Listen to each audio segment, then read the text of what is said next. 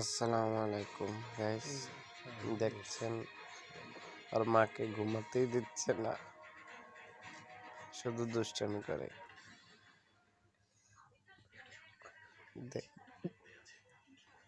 ওর মাকে ঘুমাতেই দিচ্ছে না,